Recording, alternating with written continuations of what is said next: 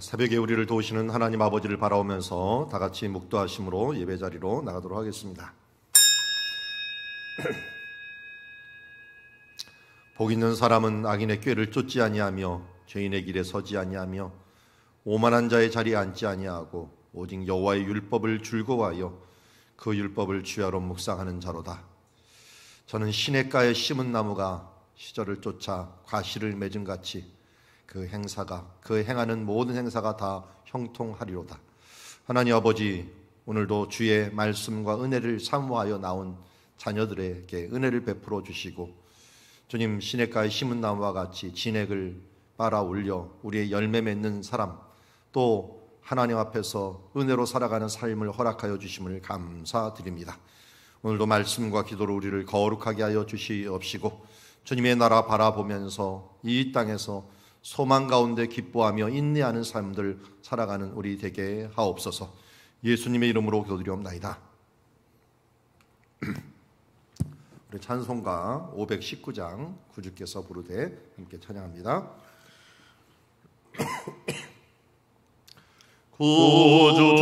구주께서 부르되 오늘 오라 하시니 올 수 있는 기회에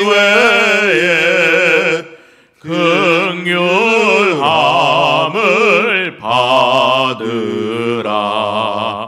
널 위하여 피시는 주의 음성 들으며 주의 약속 믿어서 내 구주로 섬기라. 구주께서 널 위해 기다리고 계시니 모든 고통 두려움 주께 와서 아뢰라. 풍성하신 그 은혜 자비로운 그 사랑 회개하고 주께 와 강구하여 얻으라. 모든 죄를 떠나서 회개하고 나오라. 주가 용서하시고 너를 영접하시리. 눈보다도 더 희게 너의 마음을 씻어서 내 마음에 천국이 임하도록 하리라. 지체 말고 주께로 어서 바삐 나오라. 주가 용서하시고 지금 받을 은혜라. 좋은 기회 놓치고 슬피 후에 말지니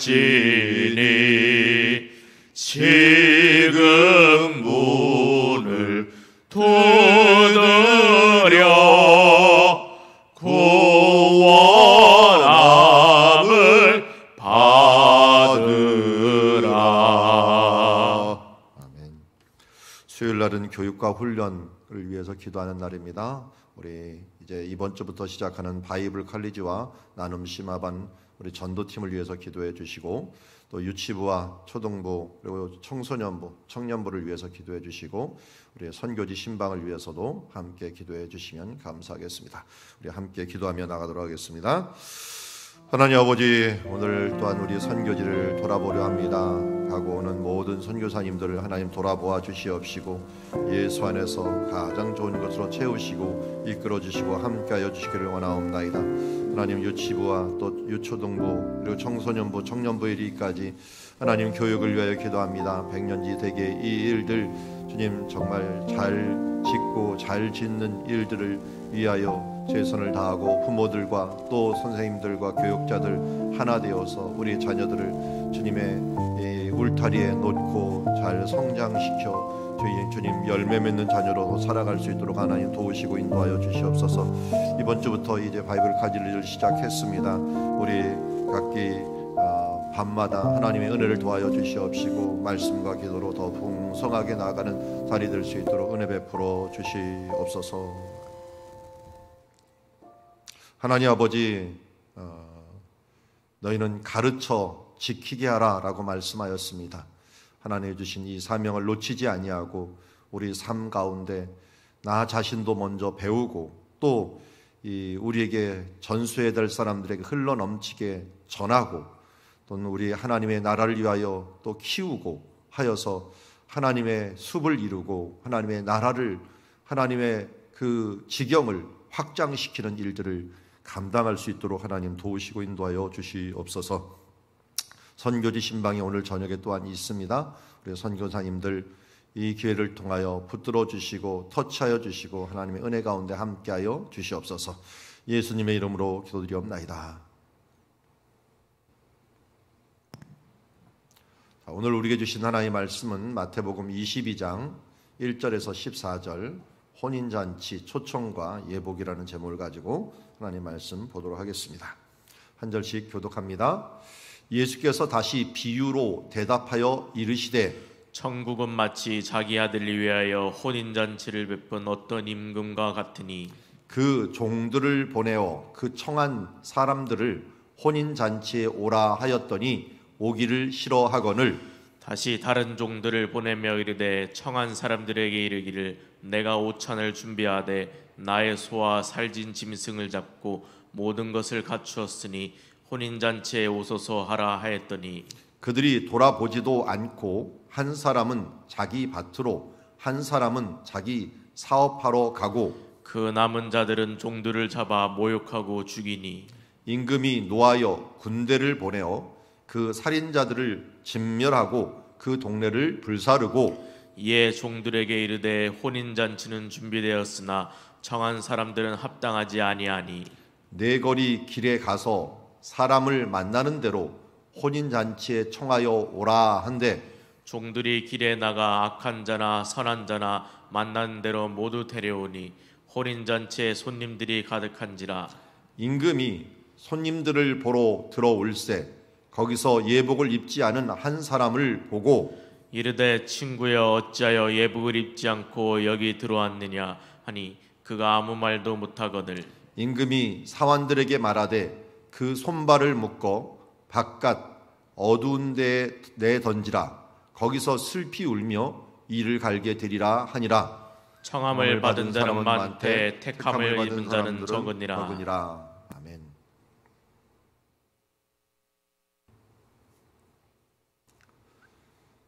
자, 오늘 비유는 계속해서 천국에 대한 비유를 하고 있습니다.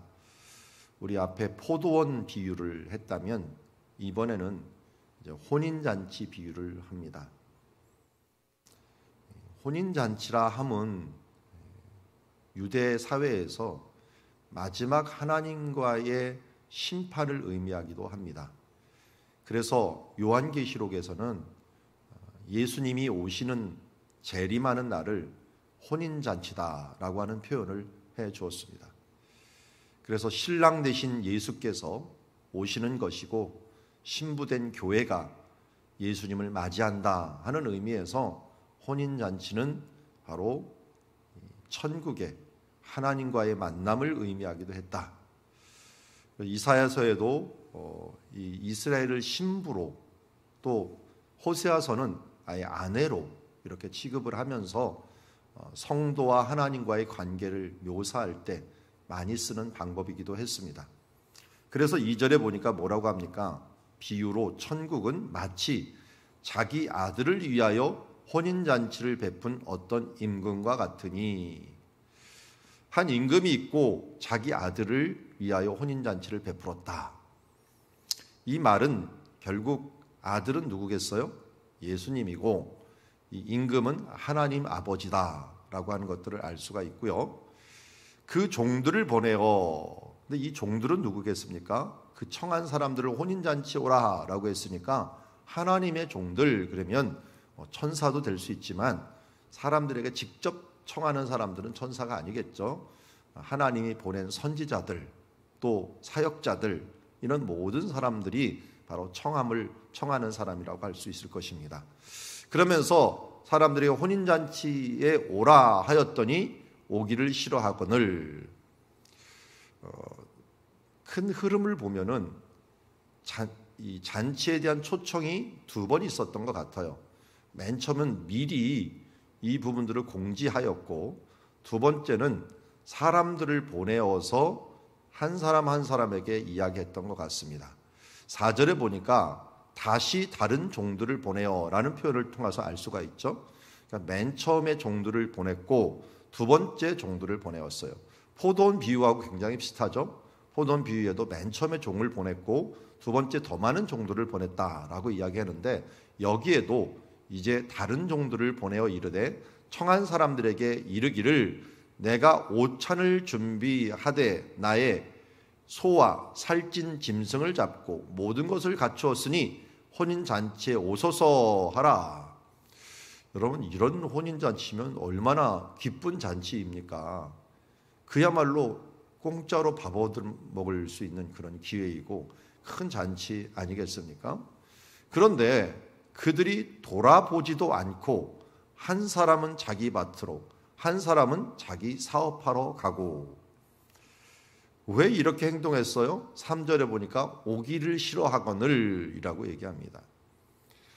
그럼 우리 전도라고 하는 것들도 초청이죠. 하나님의 혼인잔치에 초청을 하는 것입니다. 그런데 사람들이 오기를 싫어해요. 많은 사람들이 오기를 싫어하는 이유가 뭔가 봤더니 자기의 일을 하느라고, 자기의 일에 바빠서. 누가복음에는 요 부분들을 조금 더, 또 마가복음에는 다른 표현을 해주고 있지만, 내가 뭐 밭도 사야 하고 또 장가도 가야 하고 또 여러 일을 해야 되는 이런 세상 일에 바빠서, 왕의 일에는 신경을 못 쓰겠노라 라고 말을 하는 것입니다. 거기다가 6절에 보니까 그 남은 자들은 되레 어떻게 해요? 종들을 잡아 모욕하고 죽이니. 포도원 비유하고 너무 비슷한 표현을 합니다. 아니, 초청하러 보낸 사람을 갖다가 잡아서 모욕하고 그를 죽이기까지 합니다. 종을 보냈는데 그를 모욕하는 행위는 왕권에 도전하는 행위죠. 아들을 보냈는데, 아들 잔치에 오라고 그랬는데 오지 않는 것은 왕권에 도전하는 행위입니다. 최초의 범죄는 언제 어떻게 시작됩니까? 에덴 동산에서 사탄이 내가 이것을 먹는 날에는 하나님같이 되리라 하라고 하는 교만에서 시작을 합니다. 이처럼 하나님을 왕으로 인정하지 못하고, 하나님이 하나님됨을 인정하지 못하고 자기의 힘으로 행하려고 하고, 또 그것을 행하라고 하는 사람들을 무시하거나 모욕하거나 죽이는 행위, 이런 일들은 하나님께서 자신에 대한 권위에 도전을 받는 것이라 생각하고, 때로는 고라 자손들이 모세를 대적했을 때 그들을 땅속에 집어넣기도 했고, 이것을 회복하려고 했던 엘리야 같은 경우는 갈멜산에서 하나님이 하나님 되심과 내가 하나님의 뜻대로 행함을 보여주시옵소서 하면서 기도했을 때 불로서 응답해 주신 것을 보게 됩니다. 우리의 가장 큰 문제는 주인에 대한 문제입니다. 우리 인생의 주인을 누구로 인정하고 있느냐에 대한 문제인데, 이게 인정하지 않다 보면은 하나님을 주인으로 인정한 사람들을 싫어하고 거절하고 모욕하고 죽이는 일까지도 나가게 되는 것을 보게 됩니다. 그래서 박해가 일어나게 되고, 그 가운데 일어나는 그 박해들은 결국은 하나님을 대적하는 운동이 될 수밖에 없고 액션이 될 수밖에 없습니다. 그러면 어떻게 하겠습니까? 실전에 보니까 임금이 어떻게 해요? 이것은 자기 권위에 도전하는 것이기에 노하여 군대를 보냈다라고 얘기합니다. 이런 임금이 있죠. 자기 신하를 보냈는데, 종을 보냈는데 모욕을 당해갖고 돌아오는 바람에 전쟁이 일어난 일이 있어요. 기억나시나요? 다윗이 암몬 왕에게 그의 아버지가 돌아가셔갖고 상을 당해갖고 신하를 보내갖고 위로를 했는데, 그 사람들이 어떻게 했어요? 이건 스파이다 하고서 그 사람들의 수염을 잘라버리고 이 옷을 갖다가 엉덩이가 보이도록 잘라버리고 하면서 사람들의 모욕을 줬죠. 그러는 바람에 전쟁이 일어나게 된 것을 보게 됩니다. 이처럼 모욕이라고 하는 것들은 왕권에 대해서 한번 해보자라고 하는 것에 해당하기 때문에 이러한 살인자들을 내가 진멸하고 그 동네를 불사르리라 라고 하는 결단을 내리고 사람들에게 보내게 됩니다. 자, 이 장면은 어디에 해당하는가? 학자들이 보면 이런 것들을 이렇게 얘기합니다. 첫 번째 종은 12제자다. 12제자들을 보낸 것이고, 두 번째 제자들은 오순절에 성령이 강림하고 난 다음에 퍼진 사도들과 집사님들이다. 그것도 유대인들에게 특별히 보낸 사람들이다. 그래서 예루살렘과 온 유대와 사마리아까지 복음이 확장되는 그 과정 가운데 어떻게 했어요? 사람들이 종들을 잡아서 모욕하고 때로는 죽이기까지 했고, 사도 야고보 사도가 첫 번째로 희생되는 결과를 가졌습니다. 그랬더니 임금이 어떻게 했어요? 노하여 군대를 보내어 살인자들을 진멸했고 동네를 불살랐다라고 했는데, 이때가 바로 주후 70년 예루살렘이 멸망할 때다라고 말씀합니다. 그래서 성경은 이미와 아직이라고 하는 이 두 가지 긴장 관계를 계속 유지하고 있습니다. 어떤 면에서 이미 이루어진 말씀이지만 이 말씀의 사이클은 아직도 계속되고 있다라고 합니다. 제가 얼마 전에 출애굽의 메아리라고 하는 글을 읽고 북 리뷰를 했습니다. 독후감처럼 오랜만에 한번 써봤어요. 청탁이 한번 왔을 때 이 책을 읽고 좀 해주십시오라고 할 때, 아니 나한테 무슨 책 리뷰를 해달라고 해나 봤더니 제가 전공하는 부분하고 너무 비슷한 거예요. 그래서 나한테 써달라 그랬구나 했고 봤더니 참 대단한 분들이더라고요. 두 분이 같이 썼는데 부부인 것 같아요.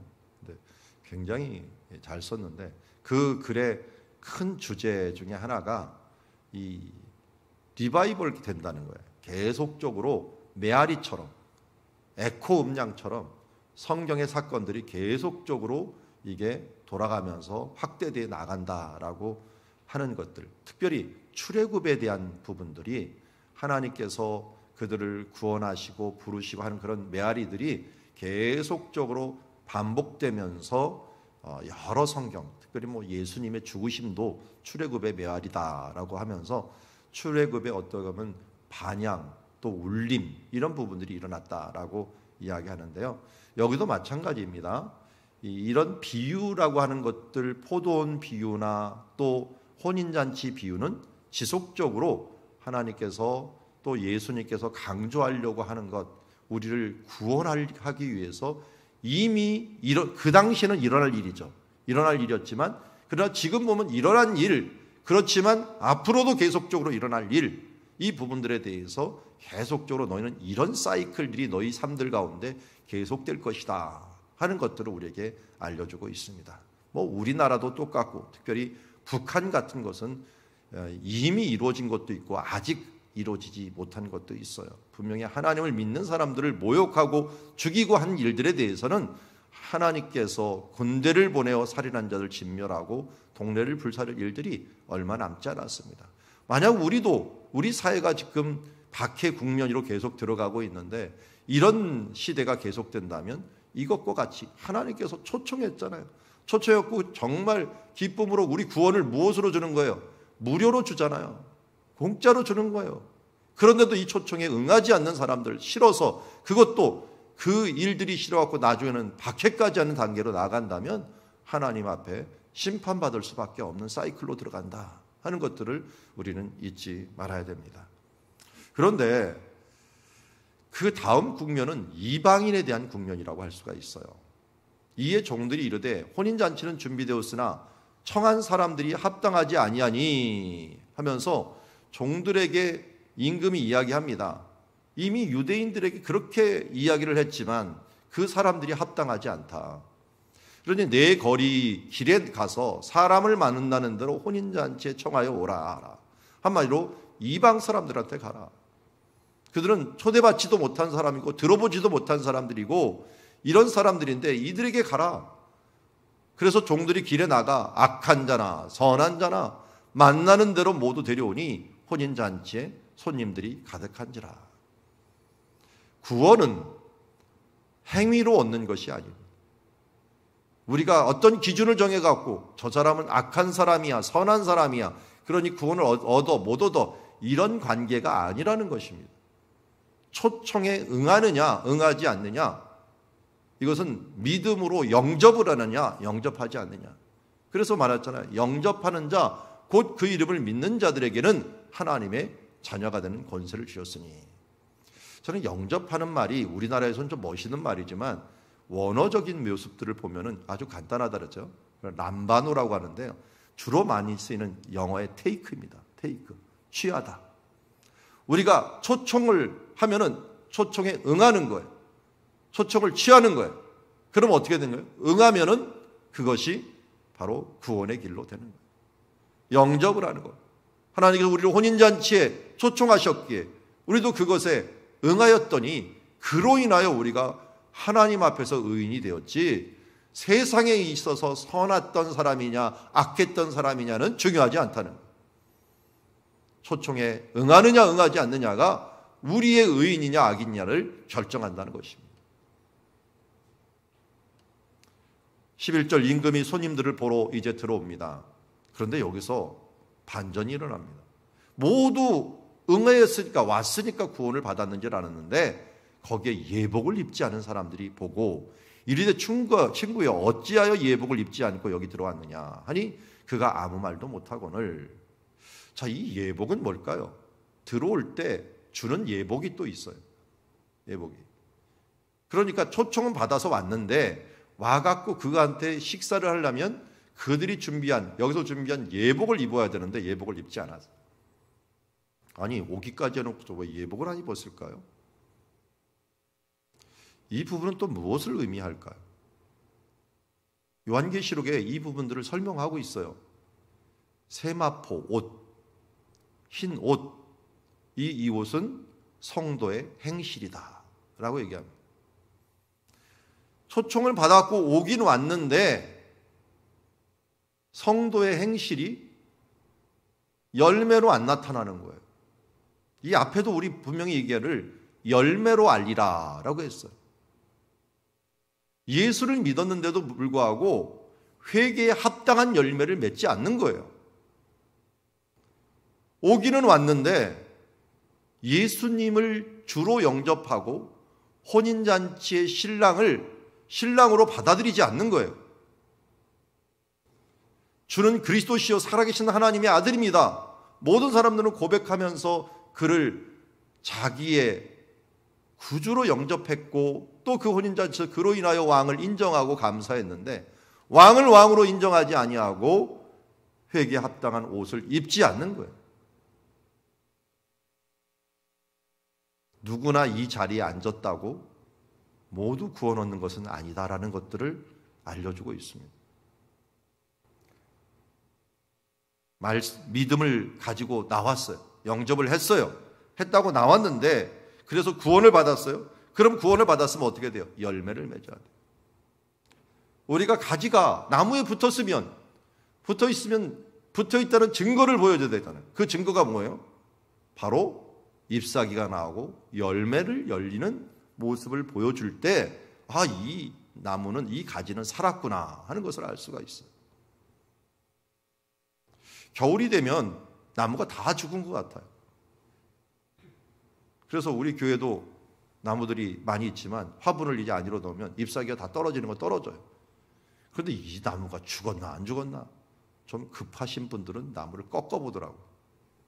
이게 다 죽은 것 같다는데 이렇게 툭 꺾어봐갖고 좀 꺾을 때 좀 이렇게 가위로 자르지, 누가 잘랐는지 제가 보니까 나무 몇 개는 막 확 뒤집어가고 이 진액이 있나 없나 하는 것을 보는데, 그런 거 좀 너무 심한 방법은 아니겠습니까? 제일 간단한 방법은 뭡니까? 기다려보면 돼요. 봄이 왔을 때 기다려보면 그게 싹이 나고 꽃이 피는, 열매를 맺는 모습을 보면서 이건 살았구나 하는 것을 알 수가 있어요. 여기 예복은 어떤 면에서 그런 모습이에요. 우리가 성도의 행실을 보면서, 우리의 삶의 열매들을 보면서 내가 살았구나 죽었구나 하는 부분들을 알 수가 있습니다. 예수를 믿으면서도 변화가 전혀 없고 죽은 나무처럼 행동한다면 이건 붙어있는 가지가 아닐 수가 있습니다. 우리가 진정 살아있다라고 하는 부분들을 알기 위해서는 우리의 옷이 깨끗한 모습으로 변해져 가는 모습들을 보아야 됩니다.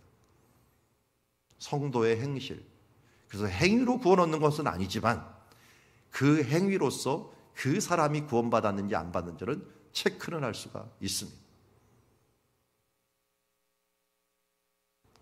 그런데 이 사람은 열매가 없는 사람이에요. 결국은 가짜, 가라지, 밭에 같이 심기였지만 가라지였어요. 그러니 어떻게 했습니까? 임금이 사원들에게 말하되 마지막 그들을 거두었고 추수하는 순간이 된 거잖아요. 그때 그 손발을 묶고 바깥 어두운 데 내던지라. 거기서 슬피 울며 이를 갈게 되리라 하시니라. 청함을 받은 자는 많되 택함을 받은 자는, 입은 자는 적으니라 라고 말씀합니다. 오늘 이 말씀을 보면서 우리 또한 청함을 받았을 때 우리가 이 자리에 온 것들 정말 감사해야 되지만, 오늘 우리가 더 봐야 될 것들은 여기 있는 이 뒷부분이라고 할 수가 있습니다. 11절처럼 예복을 입은 사람, 신랑 되신 예수께서 다시 오실 때 우리가 순결한 신부되어 하나님을 맞이하는 그런 삶을 살아가기를 원합니다.